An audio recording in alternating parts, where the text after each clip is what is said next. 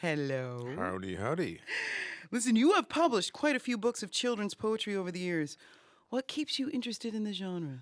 Well, it's a funny thing. When Alligator Pie became successful, many a moon ago, I decided I did not want to just turn into a Dennis Lee factory and keep cranking out retreads of something that had succeeded. So I made a deal with myself. I would only go ahead with another kid's book if something new came along that really piqued my interest.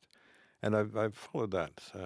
We could go through the different books and say, this is what Lee sprouted as a thought.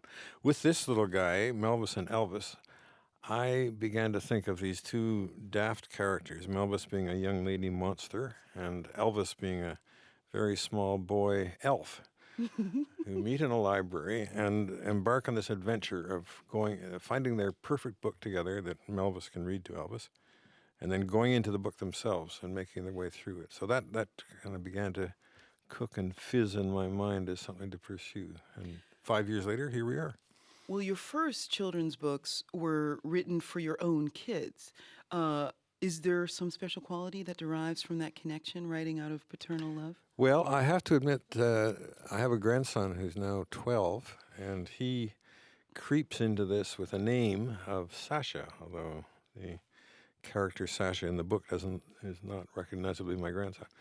So it does. It's true. The inspiration for Alligator Pie very much was reading Mother Goose to our kids back then, again a day or two ago, and then it kind of got out of control from there. The second poem in Melvis and Elvis is called "Open This Book." Could I trouble you to read it? Oh, you bet. For us. Yeah, Melvis and Elvis find this book in the library, and in fact, it is the first page invites, "Open this book, and you will see a secret path called poetry. Follow the path, and you will find a home for your heart and a treat for your mind." That's a beautiful invitation. All poetry books should begin that way. What does that poem mean to you? Well, it's funny. The words sometimes come wandering along before I actually know what the exact meaning of them is. I knew that there was something that started to open this book, and I loved the idea that it would be on the book that Melvis and Elvis curl up with. And then I just kind of followed my nose, and afterwards sat back and said, "Oh, I see what that's saying." But first of all, a poem like a song lyric is made out of vowels and consonants, and it's got to make its way at that level, or it's not going to have any enchantment. So I think I followed that before I followed some conceptual meaning. Exactly. Well, further to that point, some people might think that it's easy to write verse for children. What do you say to that? It's easy to write bad verse for children, and it's easy to write mediocre verse for children, just as it is with adult stuff. No, really good poetry for children is, in certain ways, it's harder to write, in that simplicity is often more difficult than complexity. Right.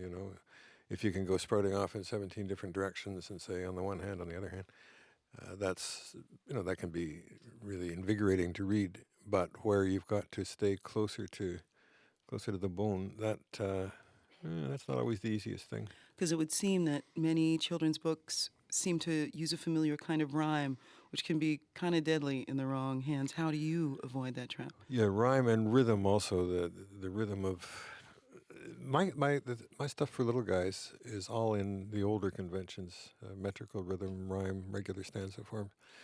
My stuff for adults is almost all in free verse. I'm convinced that kids can start. I think you should start with the regular Mother Goose bounce on the knee kind of rhythms. That really is such a thrill to discover when you're a year and a half or 3 or whatever. Kids are ready for free verse, by the time they're in grade 3 or 4. Even if they may not quite understand what's happening, they can hear it and enjoy it. Well, in an essay about this kind of writing called Roots and Play, you dissect the nursery rhyme, Jack Be Nimble. What do you ultimately discover in the process of doing that? You fish this up, not to my embarrassment, but to my surprise. Such good research here on Q. I spend about, 4 or 5 pages on this 4-line nursery rhyme. Jack be nimble, Jack be quick, Jack jump over the candlestick. And it's so simple. It refers to an old game where you had to jump over a candle, and a lit candle, if you blew the candle out, you were going to have bad luck. If you kept the candle alive, you were going to have good luck. But if you trace the vowels and consonants through and the way the stresses fall, it turns out to be this marvelous little dance of rhythm and sound and sort of sound color, which we don't have time to go into now. But if you change one syllable or one sound in it, you get something much less than Jack be nimble, Jack be quick, Jack jump over the candlestick. Mm-hmm. Everything you read has such purpose and meaning. And should we speaking do the telephone book? Well, I would probably listen to you read the telephone book. But, keeping with Melvis and Elvis, your new book of poetry, there are some beautiful contemplative poems in there, like one of my favorites, The Tree. Could I trouble you to we could do the maybe tree. read that? That would be beautiful. Yes, indeed, we could. And the tree will come to my very fingers. I love that 2 pages or 4 pages after The Tree is a poem called Stinkorama. It's fantastic. We do try to cover all the bases. Yeah, The Tree, this is a singing lyric. Beside the Severn stands the tree that bore the branch that sheltered me, that gave me my enchanted place. It made my heart an ache in space. Beautiful. Now, as a singer, all I have that keeps me alive besides sustained pitch is text. It's what separates singers from instrumentalists. And I'm always looking for new texts, Mr. Lee. I'm just dropping that here on national radio, just wanting to scooch that in there. Now, what effect do you hope to have on a child who reads or hears The Tree? Do you know, a little guy hearing The Tree is probably not going to get an awful lot of the full sense of it right away. But what I would love would be if the sound of it and the feel of having a magic place that's your very own sank in, and over, maybe by the time they're 10 or 12, they'd get more of it. And by the time they're 20 or 30, they'd realize that last 2 lines, made my heart an ache in space. That the poem is also about memory and about the special places you had as a child that are both gone and are still alive inside you. So I hope it would be a poem that would go on expanding through a child's life. Well, that's what the best works do, don't they? Depending on the point of view or what you're going through or the layers that are in your life, it takes on a new meaning. Yeah. Children, you've been writing poems for young people for 5 decades now. How would you say you've seen children change over that time? Well, there's so much that's changed externally, and I don't think a darn thing has changed internally. Would you say parents or teachers have changed the way they receive what you're doing?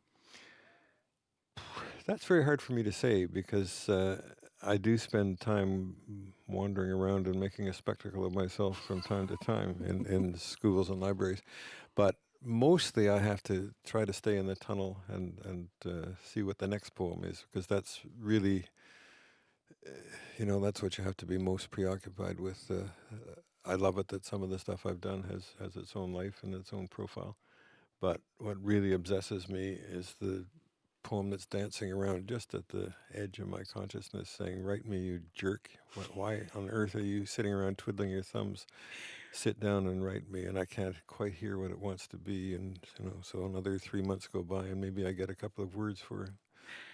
I was mentioning the wide scope of the humor and depth of this collection of poems for young people, Melvis and Elvis. And if I might be so bold, Yes, I would love to offer up an unprecedented world premiere if you would be willing to read one of my favorites from the book, Apologies to My Most Noble and Excellent Friend.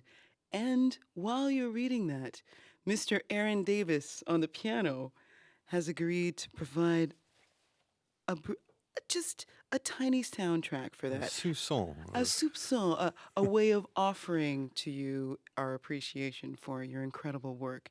Aaron, are you Shucks. good to go? Are you Yes, good to go? yes, indeed. Aaron's Good. all ready. All right. Now, this is half of an insult contest where two boys who are fond of each other express their fondness the only way that boys know how, which is to insult the living daylights out of each other. So they have a contest, and this is what one of the boys offers as his expression of eternal affection. Apologies to my most noble and excellent friend. I'm sorry that I squished your nose. I thought it was a garden hose. And I'm sorry that I squashed your belly. I thought it was a sack of jelly. It wasn't nice to rip your shirt off. I only meant to get the dirt off. And it wasn't kind to fry your socks. Besides, they tasted hard as rocks. How awfully rude to break your knee. I don't know what came over me. And pounding on your head all night was fun, but very impolite. That was Dennis Lee reciting his poem Apologies to My Most Noble and Excellent Friend, accompanied by Aaron Davis on the exposed piano. Oh, as I mentioned in your introduction, that was, first of all, fantastic. Thank you so much. I hope that all of you at home realize the import of that experience. World premieres don't happen every day. Here, here. Now, as I mentioned in your introduction, you obviously have a wide range of talent, and yet one poem, one single poem, seems to live on in the popular imagination, that being Alligator Pie. How do you feel about that? Well, you know, part of me is absolutely delighted. It's a privilege to have something that has taken on its own life that way. I remember one time going by a schoolyard in the middle of Toronto and in the middle of the day, and it was recess. There were kids out skipping by the fence that I was walking beside, and they needed some chant to keep the rhythm going. And I heard them chanting Alligator Pie there. They were, I don't know, 9 years old, whatever. And I got a big thrill out of that. They, you know, if they saw me, they had no idea who I was. So the poem had gone off on its own life and ignored me, and I like that very much. But again, the main thing is not to sit and try to stuff myself and mount myself over the mantelpiece, but to wait and try to figure out what that blankety blank set of little dancing rhythm is that's haunting me when I try to get to sleep at night or do But it something doesn't during haunt the you. day. It's kind of like a warm blanket, like a hit song. Well, a warm blanket and a hit song. Actually, that sounds like a Rose and a Baby Ruth, a warm blanket and a hit song. Copyright Measha Brueggergosman. There we go. You're also the author of some widely acclaimed adult poetry. How do you reconcile the two sides of your poetic personality, writing verse for children and for adults? Well, it doesn't feel as if I have to reconcile them. You know, I think each of us still has a 2-year-old inside ourselves, and a 4-year-old and a 12-year-old. It's like the rings on a tree. When a tree grows a year and adds another ring, that doesn't demolish the ones further in. And similarly, it seems to me a mature adult is able to maintain contact with the younger selves that they've been. So if I probably am aware that I'm writing a poem that a 3-year-old is likely to enjoy rather than a 53-year-old. Then I have that much discernment. But really, when I start scribbling on something, all I'm trying to do is follow the sense of where it wants to go. So I'm not particularly thinking about the age it's for. And I probably revise the children's stuff almost as much, at least, as the elderly, the geriatric stuff. Geriatrics. You know, I do rework things a lot, and in either case, it might go through 50 or 75 drafts until it sounds as if it just fell onto the page. Right, right. Under the umbrella of contemporary poetry, it seems like a bit of a fringe concern these days. It sometimes gets criticized for being difficult or too inside, too intimate. How much room do you feel there is for populist appeal in poetry? Yeah, that's a good question. The fact is that contemporary poetry is really eclectic. You find poetry that is extremely immediate, particularly in spoken word poetry, for instance, where people are more or less improvising as they speak, and that often has, very very immediate rhyming and rhythmic things going on, and it's often telling stories from the life of the person. So that's a very immediate kind of thing that, in some ways, you might compare with work of Robert Service or someone. And then you have the gamut going right across to stuff that's very, very up its own rear end in many ways. It sets out to be. It's kind of theoretical deconstruction of this and that, and that has its own integrity when it's well done. So anybody interested in exploring poetry is going to be able to find anything from the most immediate and popular to the most recondite and everything in between. Now, Melvis and Elvis is a book of children's verse, but it has hidden complexities, as we've heard today. What do you ultimately hope to impart to children through this work? Well, you're quite right. It does have what I guess, in the term that I loathe when it comes connected with poetry, a message. Why do you loathe that term so much? Oh, I remember classes in high school, especially when you'd have to read a poem, a sonnet by Wordsworth or whatever it happened to be, and then the first assignment was, in one sentence, state the theme or message of the poet. What is the poet trying to say? If the poor sod, if only he'd been able to come up to the level of grade 10 English classes, he could have said what he wanted to in a single sentence. The book as a whole is a little adventure story, and the adventure is discovering books, discovering the joy of reading, discovering the possibilities of going right into a book yourself and living in it. But that's enacted, especially in the glorious illustrations of Jeremy Tankard, which Yes. my jaw just drops each time I come back to them. He's a wonderful illustrator. So I hope that a child would absorb that without even knowing that the book has designs on him or her that way. Yeah. Well, Mr. Lee, thank you so much for being here. It was an honor for me. Dennis Lee is an award-winning poet and author of the new collection for children and children at heart called Melvis and Elvis. His classic poem, Alligator Pie, is now available as a board book for really young readers. I know my 2.5-year-old and the one currently in my belly will be big fans. Dennis Lee's books are published by HarperCollins. Dennis Lee's books are published by HarperCollins. And he was here with me in Studio Q. Thanks again. Thank you.